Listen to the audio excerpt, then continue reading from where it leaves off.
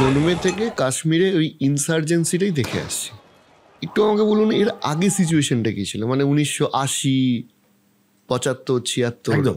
আপনি যদি কতগুলো হিন্দি সিনেমা দেখেন তাহলে আপনি দেখবেন ডাল লেকে নাচছে হিরো, হ্যাঁ, হিরোইন বসে আছে, শিকারা আলা সেই ভেনিসের মতো মানে গন্ডোলা রাইডের মতো করে শিকারা চালাচ্ছে, এবং ইয়াহু এরকম সব গান, বা দেখবেন একটা পাইন জঙ্গল, তার মধ্যে দিয়ে ওপেন জিপ চালাচ্ছে।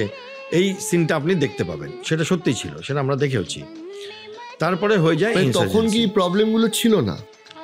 না, ছিল না। মানে শুরু হয় জঙ্গি হামলা হতে পারে এগুলো ছিল না?